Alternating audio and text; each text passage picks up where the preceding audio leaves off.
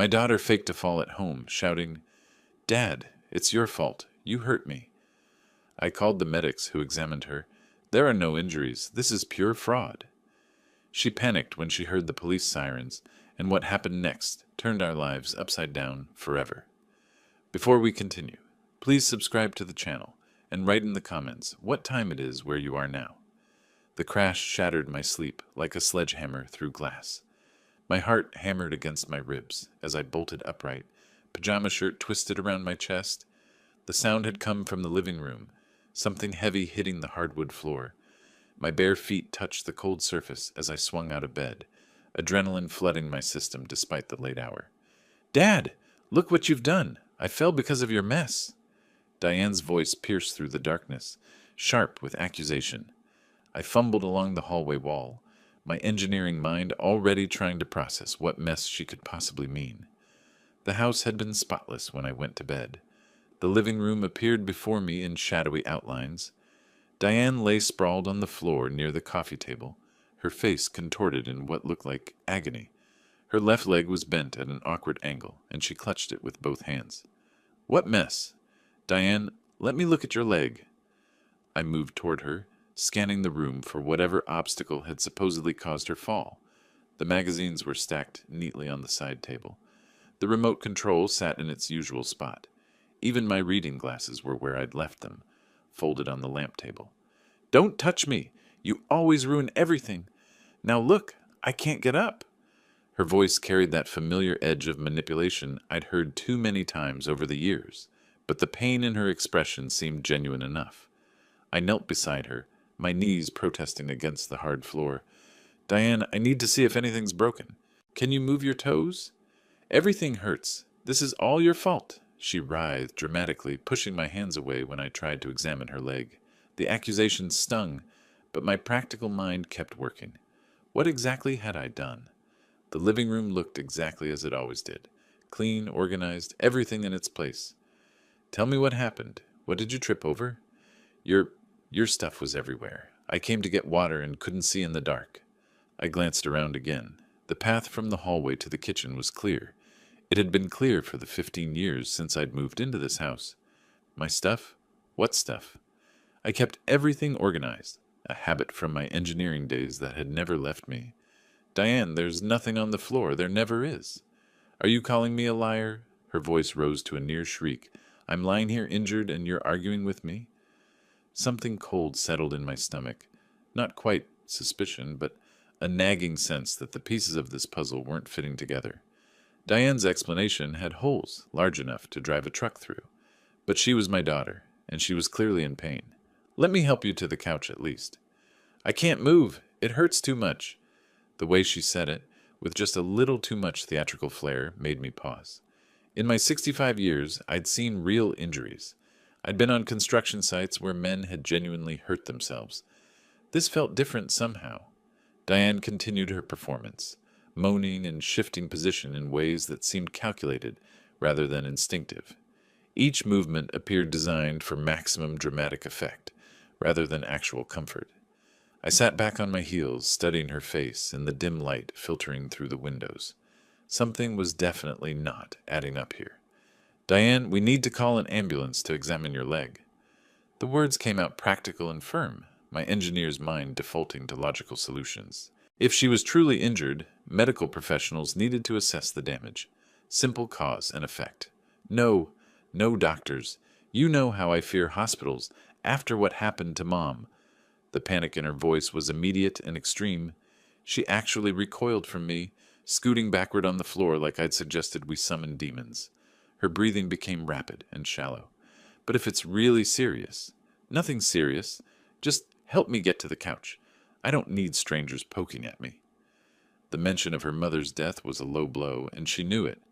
Eleanor had died in a hospital room 3 years ago, and Diane had developed what seemed like a genuine phobia of medical facilities afterward. She'd avoided even routine checkups since then, but something about her reaction felt orchestrated, too perfectly timed, too conveniently extreme.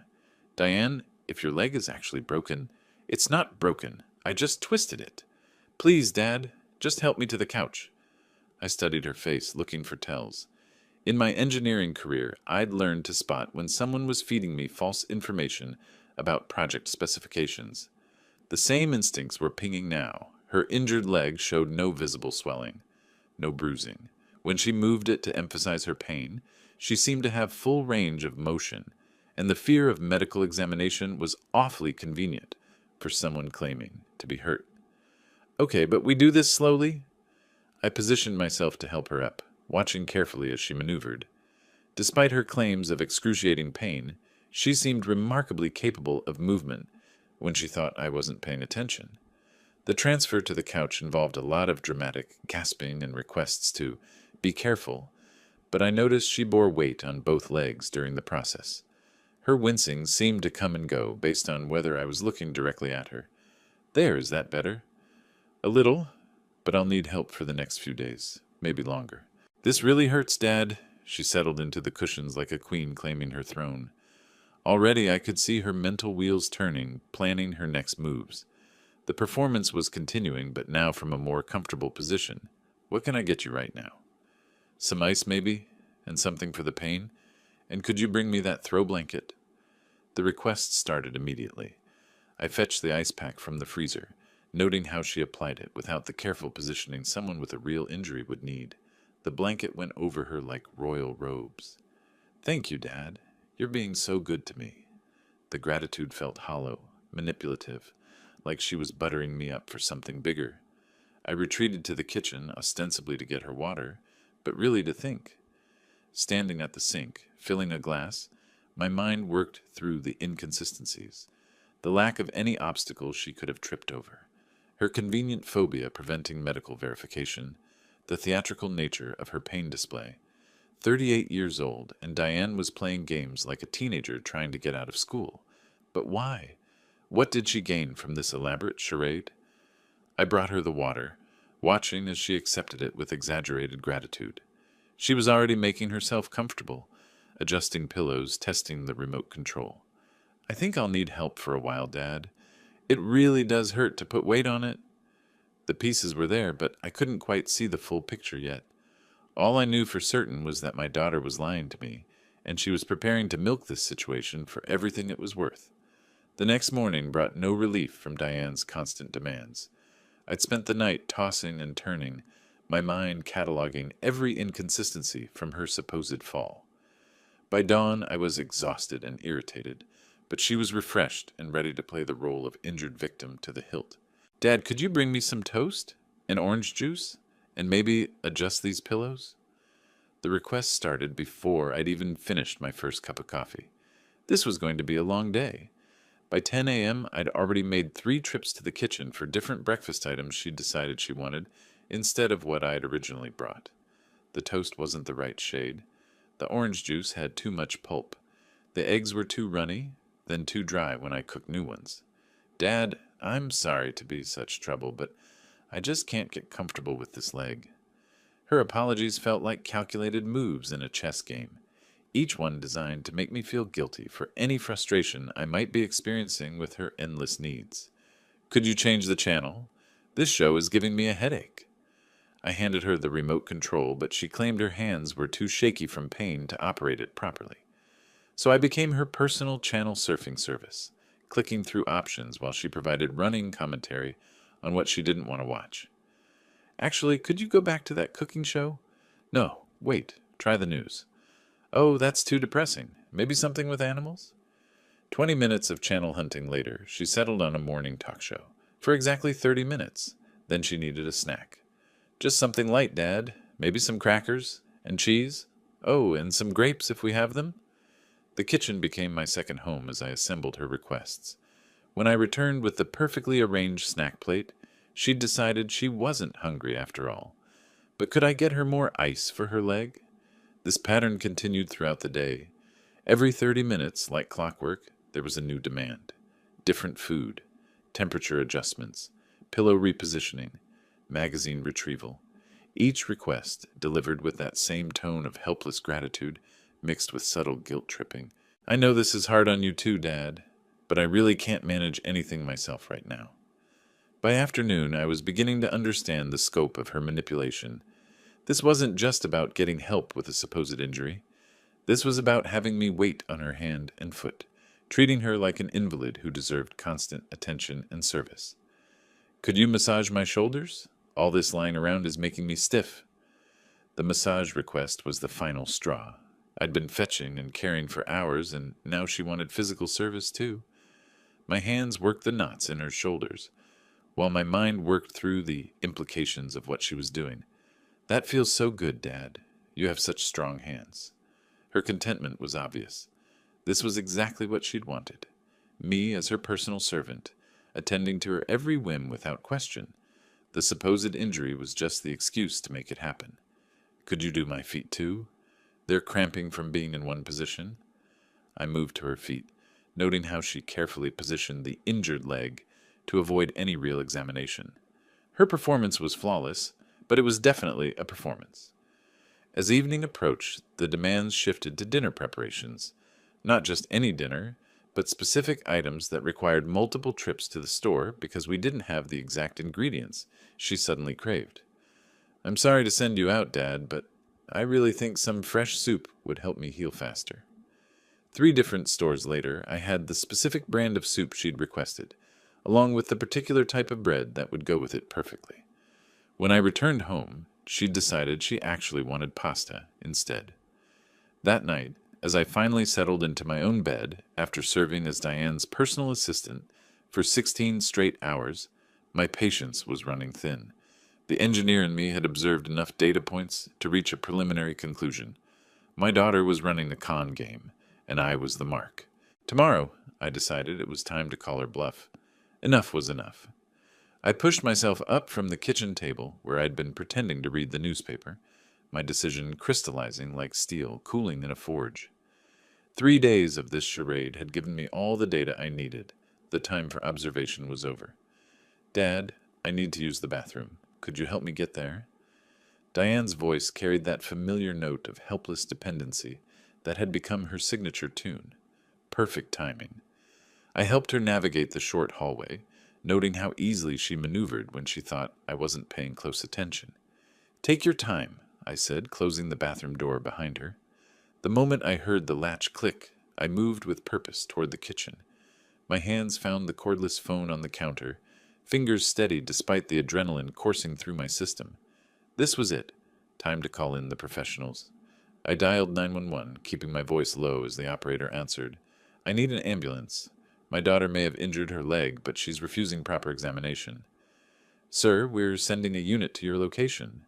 Is the patient conscious and breathing normally? Yes, but she's very afraid of doctors. She claims she fell 3 days ago, but I'm concerned about the extent of her injury. I provided the address, 1247 Baxter Street, Echo Park, while positioning myself where I could monitor the hallway. The dispatcher was efficient, professional, asking the right questions about Diane's condition and our exact location. We should have paramedics there within 15 minutes, sir. Try to keep the patient calm and still. Thank you. She's been very resistant to getting help. The conversation lasted exactly 4 minutes. I hung up just as the toilet flushed, immediately returning the phone to its cradle and moving back toward the living room with practiced casualness. Everything okay in there? Fine, Dad. Just give me another minute. I settled back into my chair, picking up the newspaper again as if I'd never moved. My heart was beating faster than usual, but my hands were steady. The engineering mind that had served me well for 40 years was now calculating timing, variables, outcomes. Diane emerged from the bathroom, performing her usual elaborate dance of pain and mobility. I helped her back to the couch, arranging pillows with the same careful attention I'd shown for days. Better? Much better. Thank you for being so patient with me, Dad. The gratitude felt more hollow than usual, tinged with something that might have been genuine affection. For a moment, I wondered if I was making the right choice. Then I remembered the massage demands, the constant food requests, the way she'd been treating me like a servant in my own home. Would you like some tea? That sounds wonderful. You're so good to me. I went through the motions of making tea, checking the clock above the stove. 12 minutes since I'd made the call. The paramedics would arrive soon, and then we'd see exactly what professional medical assessment would reveal about Diane's mysterious injury. The kettle whistled as I poured hot water over the tea bags. Steam rose between us like a curtain about to be pulled back. Everything would change in the next few minutes, and Diane had no idea what was coming. "Here you go. Careful, it's hot." "Thank you, Dad. What would I do without you?" Soon, I thought, we might both find out. The distant wail of sirens cut through the afternoon quiet like a knife through silk. I glanced up from my magazine, feigning mild curiosity while my pulse quickened, right on schedule. The sound grew closer, more distinct, until it was clearly heading toward our street. "What's that noise?" Diane shifted on the couch, craning her neck toward the window. "Sounds like an ambulance or something. Probably heading to the hospital. You know how busy emergency gets."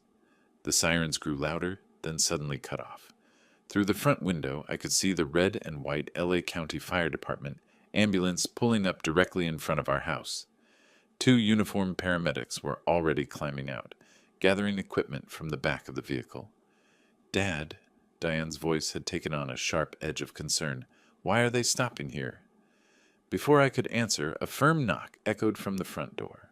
I rose with what I hoped looked like genuine confusion, though my heart was racing with anticipation. "Good afternoon, sir. I'm Gregory Thompson, and this is Walter Ruiz with LA County Fire Department.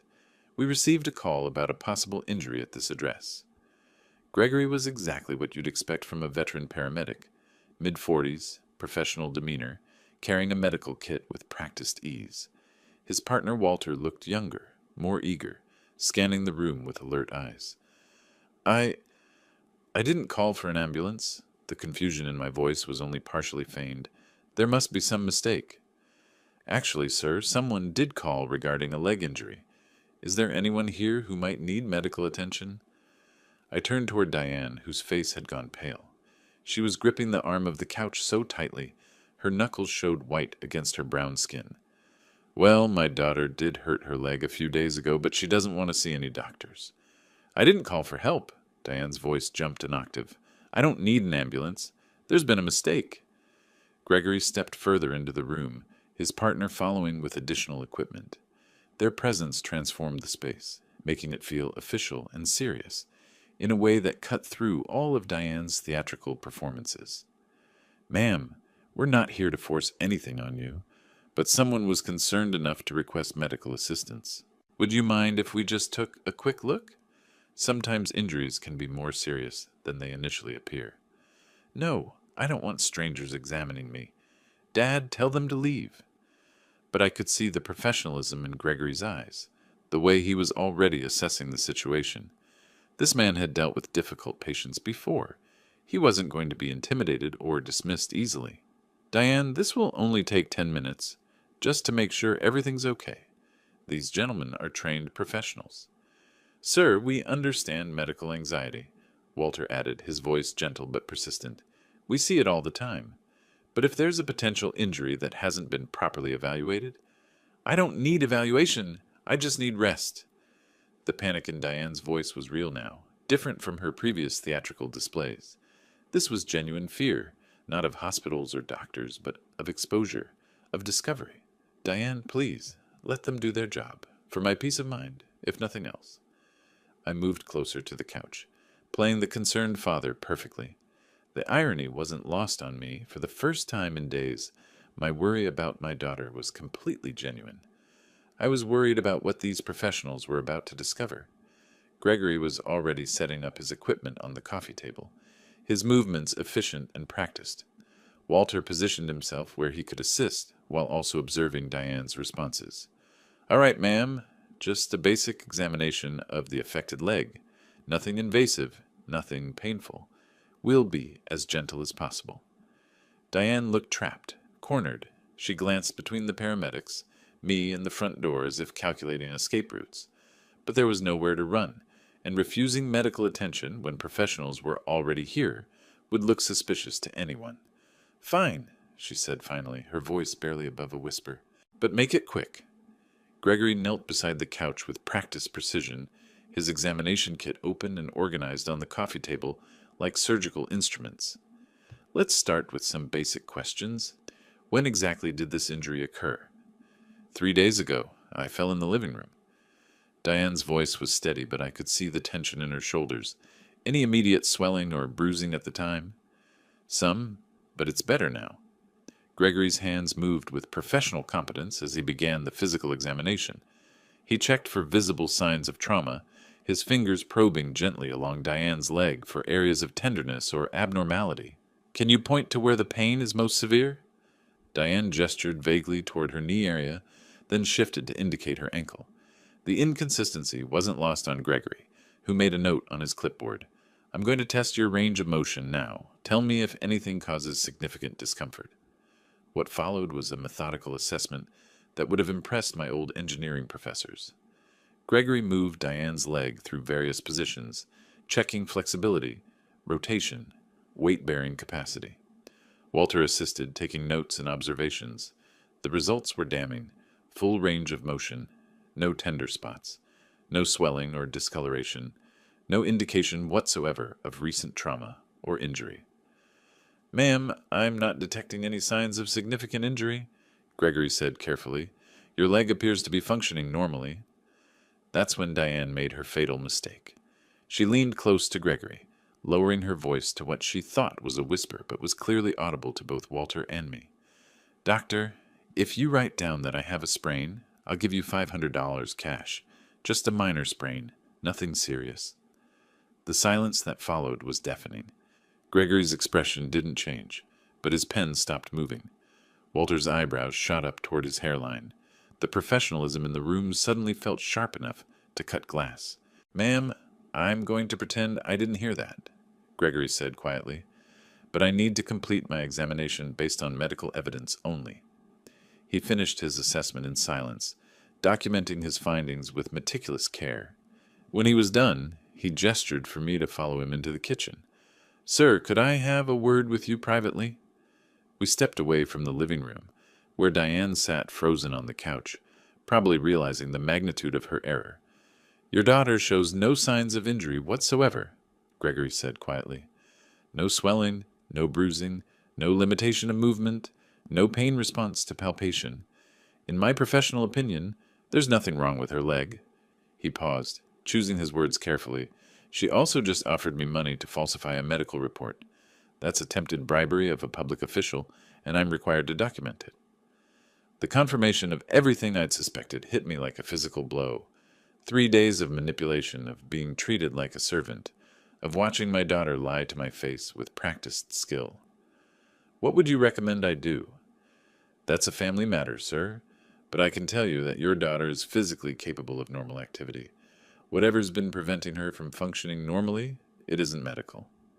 Gregory completed his paperwork with professional thoroughness, including Diane's bribery attempt in his official report. Walter packed up their equipment with obvious discomfort at what he'd witnessed.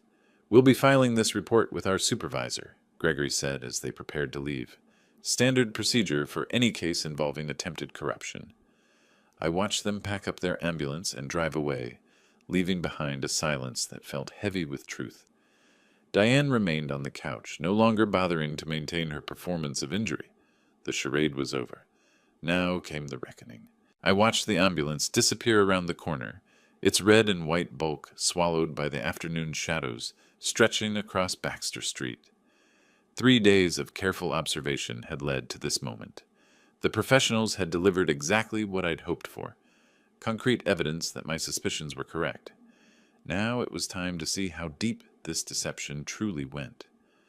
I walked back into the living room where Diane remained on the couch, no longer bothering with her theatrical displays of pain.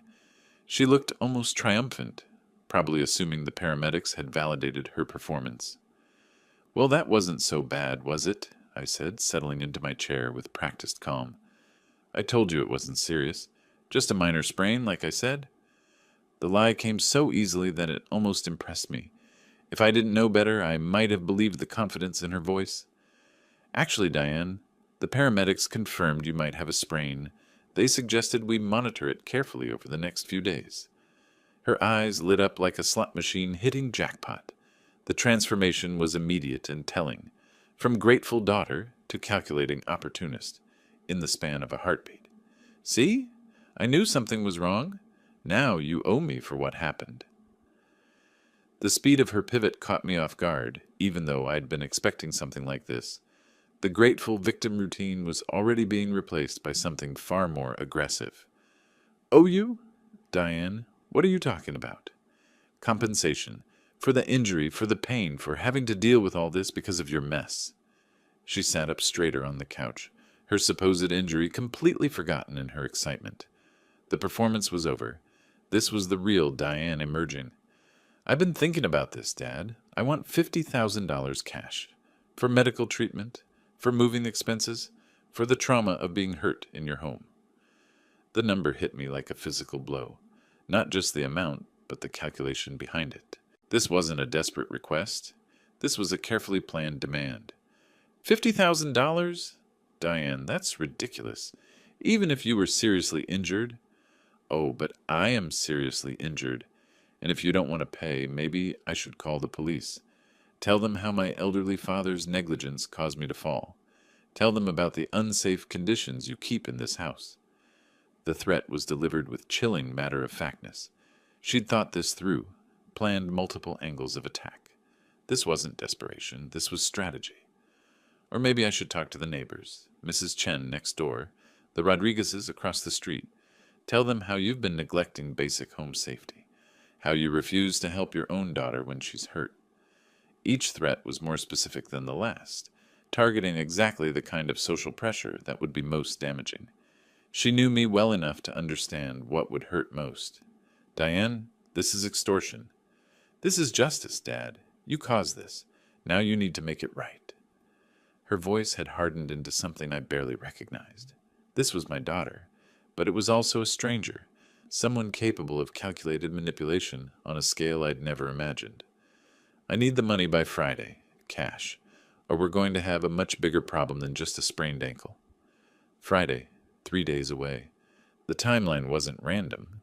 It was designed to create pressure, to prevent me from thinking too carefully about my options. "And if I refuse, then everyone in Echo Park will know exactly what kind of father you really are. The kind who hurts his own daughter and then abandons her when she needs help most." The coldness in her voice sent a chill down my spine. This wasn't just manipulation. It was character assassination planned with surgical precision. I leaned back in my chair, studying her face. The daughter I'd raised was still there somewhere, but right now I was looking at someone else entirely. Someone who decided that lying, threatening, and extorting her own father was an acceptable solution to whatever problem she faced. $50,000 by Friday, I repeated slowly. "That's right. And Dad?" She leaned forward, her expression suddenly intense. "Don't even think about trying to talk me out of this. I've made up my mind." "That's quite a specific amount," I said, keeping my voice carefully neutral. "Why exactly 50,000? The engineering part of my brain was still gathering data, still trying to understand the complete scope of what I was dealing with. If I was going to respond to this situation properly, I needed all the facts. It's what I need to get back on my feet. Medical bills, therapy, maybe relocating somewhere I can start fresh. The answer came too quickly, too rehearsed. She'd practiced this justification probably multiple times, but I could see cracks in her confidence when pressed for specifics. Start fresh from what? For the first time since her ultimatum, Diane hesitated. Her eyes darted away from mine, focusing on something over my shoulder. "Just, things have been difficult lately. Financial pressure." "What kind of financial pressure?" "Dad, does it matter? The point is, you owe me for causing this injury." But the deflection told me everything I needed to know. This wasn't about the fictional injury. This was about something much larger and more pressing. "Diane, how much debt are you in?" The question hit its target. Her composure cracked just slightly, enough for me to see the desperation underneath all the manipulation. "It's not that simple." "How much?" 35,000, maybe a little more with the interest." The number came out in a rush, like she was relieved to finally say it out loud. $35,000 in debt, demanding $50,000 in compensation. The math was elegantly simple and completely revealing. Credit cards? Credit cards, personal loans, some other things. Other things. The hesitation told me there were details she still wasn't sharing, probably because they were even more embarrassing than what she'd already admitted. Gambling? Her face flushed, and I had my answer. Online gambling, most likely. The kind of progressive addiction that started small and spiraled completely out of control. It started as just a way to make some extra money. I had a system. I thought I could. How long have you been gambling online? 6 months, maybe 8. I thought if I could just win back what I'd lost. The classic gambler's fallacy. Always one more bet away from breaking even, never acknowledging that the house always wins in the end. She dug herself into a hole and then kept digging, convinced that the solution lay in going deeper. So you decided to fake an injury and extort money from your father instead of dealing with your problems responsibly. It's not extortion. You actually did cause me to fall. I just enhanced the injury a little bit. Enhanced the injury. The euphemism was almost funny, if it wasn't so calculating. She'd convinced herself that elaborate deception was somehow more acceptable than asking for help directly. Diane, you've been lying to me for 3 days, making me wait on you hand and foot, treating me like a servant, and now threatening to destroy my reputation if I don't hand over $50,000. I knew you wouldn't help me otherwise. You would have just lectured me about responsibility and good choices. She was probably right about that. I would have lectured her. I would have insisted she face the consequences of her actions, find a job, work out a payment plan with her creditors. So instead of having an honest conversation with your father, you decided deception and extortion were better options. I thought it would be easier this way. Quick, simple, everyone wins. Everyone wins. The delusion was staggering. In her mind, manipulating me out of $50,000 was somehow a victory for both of us. And if I'd simply given you the money, what then? I would have paid off my debts and started over, been the daughter you wanted me to be. The daughter I wanted her to be, as if honesty and integrity were optional character traits that could be purchased with a large enough cash payment. Diane, do you understand what you're asking me to do? You want me to reward the most elaborate deception you've ever attempted by giving you enough money to do it again somewhere else. I wouldn't do it again. This would solve everything. But we both knew that wasn't true. Someone who would go to these lengths to avoid dealing with the consequences of their actions wasn't suddenly going to develop personal responsibility just because they'd gotten away with it once. I looked at my daughter for a long moment, this stranger who had been living in my house and lying to my face with practice skill. Diane, the paramedics found no signs of injury. You don't even have a bruise. The words hung in the air like smoke from an explosion. I watched her face carefully, cataloging every micro-expression as the reality of what I'd just said began to sink in. What? That can't be right. I have a sprain. No bruising, no swelling, no limitation of movement, no pain response to palpation. Gregory Thompson has been a paramedic for 15 years, and his assessment was unambiguous. Her mouth opened and closed without sound, like a fish pulled from water. The confident manipulator was gone, replaced by someone scrambling to understand how her carefully constructed plan had collapsed. Furthermore, you tried to bribe the medic for $500 to write down a false diagnosis. This is all documented in his official report. The color drained from her face so quickly I thought she might actually faint. That detail, the attempted bribery, was apparently news to her. She'd probably assumed her whispered offer had gone unnoticed. I didn't. $500 cash for a sprained ankle diagnosis. The exact words are recorded in the L.A. County Fire Department incident report. I pulled out my reading glasses and a folded piece of paper. Actually just a grocery receipt, but she was too panicked to look closely. Patient attempted to offer monetary compensation for falsified medical assessment. Offer declined and documented per department protocol. The fake quote was delivered with the same matter-of-fact tone Gregory had used, and it had the desired effect. Diane's entire body seemed to deflate. You can't. This isn't. In California, attempting to extort money through false claims and threats constitutes criminal fraud. When combined with attempted bribery of a public official, we're looking at potential felony charges. I'd done my research years ago when a contractor had tried to scam me with false damage claims.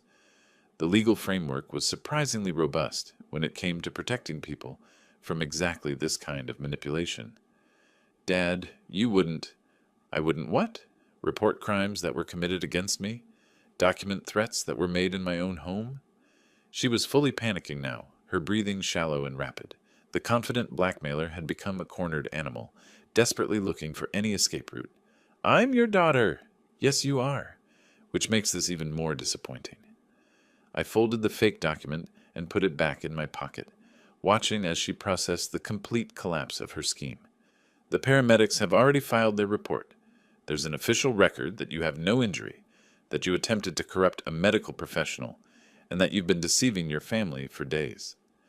What are you going to do? The question came out as barely a whisper. All the fight had gone out of her, replaced by the dawning understanding that she was completely exposed. That depends entirely on what you do next. I stood up, looking down at her huddled form on the couch.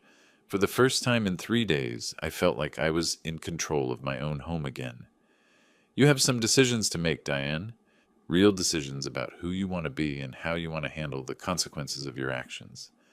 She looked up at me with something that might have been the beginning of genuine remorse, though it was hard to tell through the panic and fear.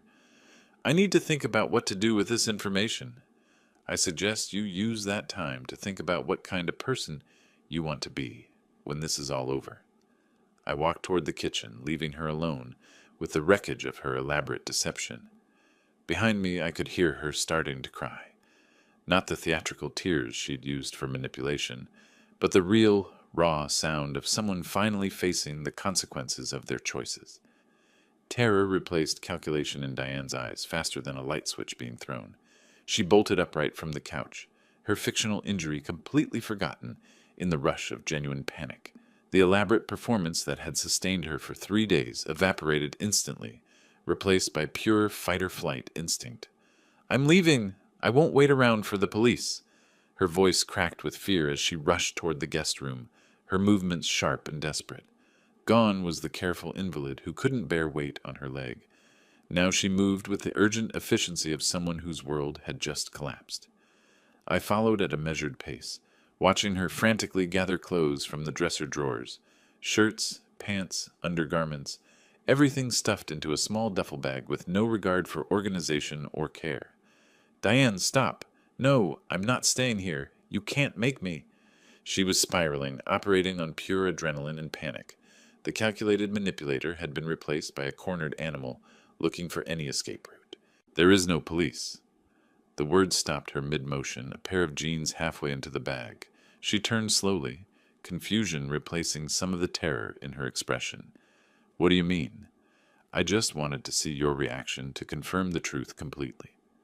I leaned against the door frame, maintaining enough distance to avoid seeming threatening while positioned to block her exit. Not physically, I would never lay hands on my daughter, but through presence and calm authority. You were testing me again? The legal threat, the police report, the consequences, all of it was to see how you'd respond when cornered, and you responded exactly as I expected someone would who knew they were guilty. Her face went through a series of expressions, confusion, understanding, then something approaching awe.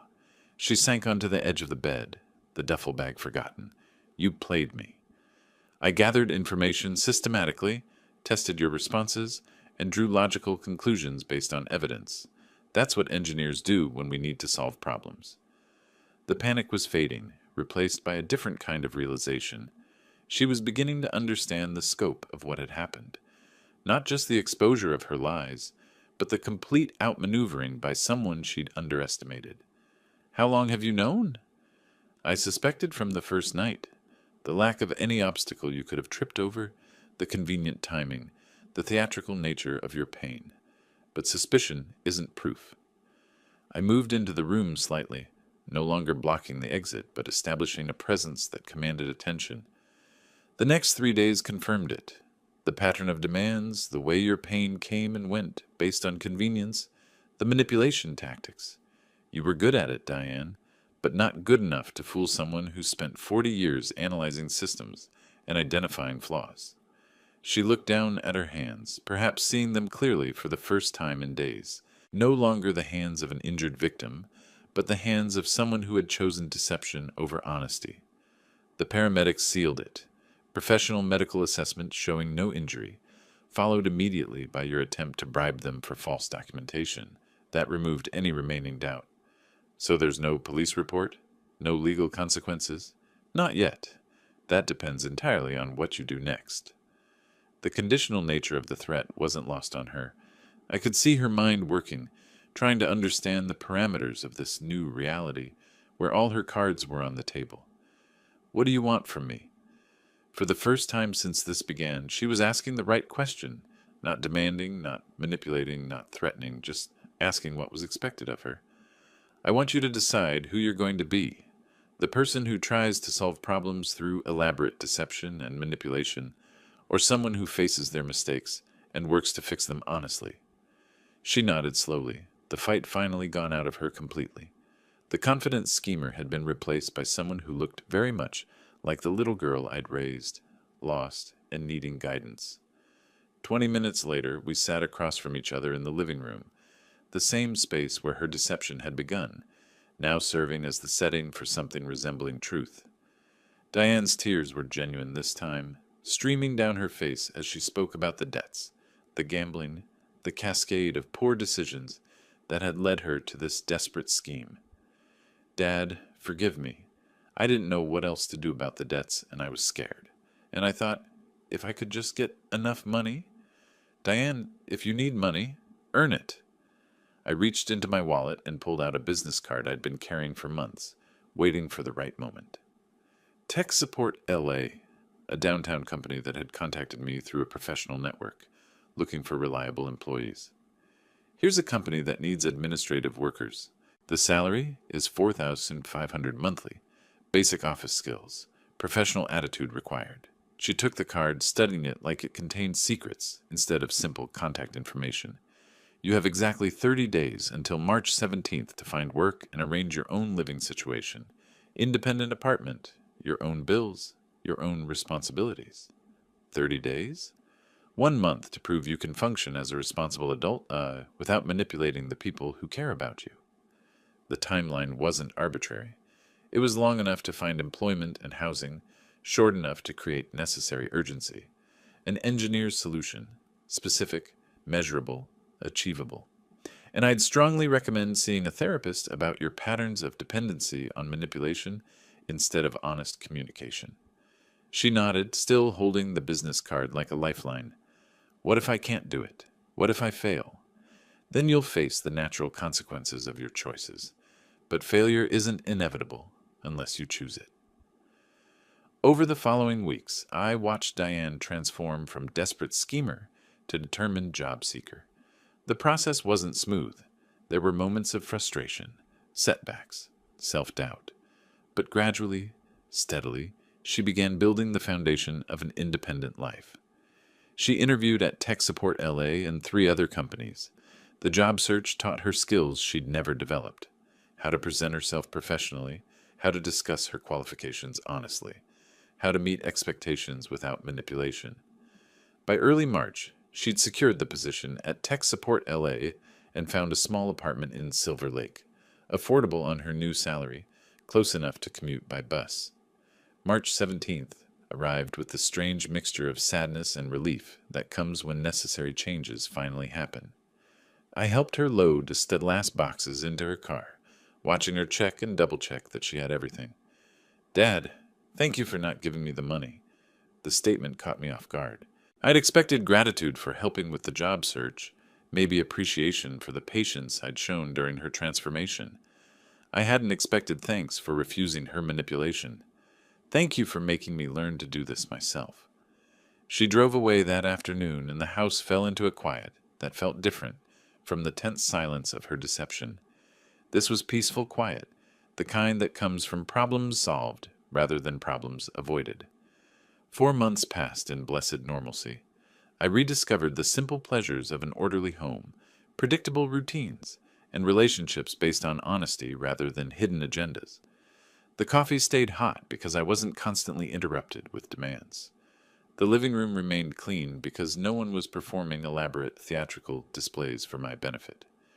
Yet despite the relief, I found myself occasionally wondering how Diane was managing her new independence.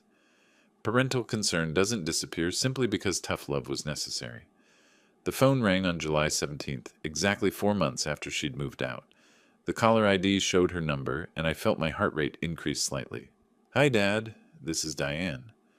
Her voice sounded different, calmer, more confident, less desperate than I'd heard in years. "I wanted to thank you for the lesson you taught me." "How are you doing?" "I'm doing well, really well. I found steady work at that company you recommended. Salary 4,500 monthly, just like you said. I'm gradually paying off my debts. Should be clear in about 18 months if I stick to my budget." The specificity of her financial planning impressed me. No vague promises or wishful thinking, concrete numbers and realistic timelines. "I've been seeing a therapist too, like you suggested, learning about why I developed those manipulation patterns, how to communicate honestly when I have problems. I'm glad to hear you've taken responsibility for your life. I understand now that real love sometimes means being tough enough to let someone face their consequences. What you did wasn't cruel. It was necessary." The maturity in her voice was unmistakable. This wasn't the desperate daughter who had tried to extort money from me, nor the panicked woman who had attempted to flee rather than face reality. This was someone who had grown into the person I'd always hoped she could become. "Would you like to have dinner sometime? I'd like to show you my apartment, tell you about the work I'm doing." "I'd like that very much. I promise. No schemes, no manipulation, no hidden agendas. Just a daughter who wants to spend time with her father. How about next Sunday?" "Perfect. I'll cook. Nothing fancy, but it'll be honest food made by someone who's learned the value of honest work." After we hung up, I sat in the quiet living room where this entire ordeal had begun. The same couch where Diane had performed her elaborate deception now seemed to hold different energy. Not the scene of manipulation, but the starting point of necessary change. The engineer in me was satisfied with the outcome. Problem identified, solution implemented, results measured and verified. The father in me was proud of the woman my daughter had chosen to become when given no alternative but growth. Sometimes the greatest act of love is refusing to enable the behaviors that prevent someone from becoming their best self. Sometimes helping means not helping at all. The afternoon sun slanted through the windows, warming the space where truth had finally prevailed over deception. In 1 week I would see my daughter again, not as the desperate manipulator she had been, but as the independent woman she had chosen to become. Justice served, lessons learned, family healed. The revenge I had planned had become something much more valuable, the foundation for genuine relationship built on respect rather than manipulation. If you like this story, please like this video, subscribe to the channel, and share your impressions of this story in the comments. To listen to the next story, click on the box on the left. Thank you for watching.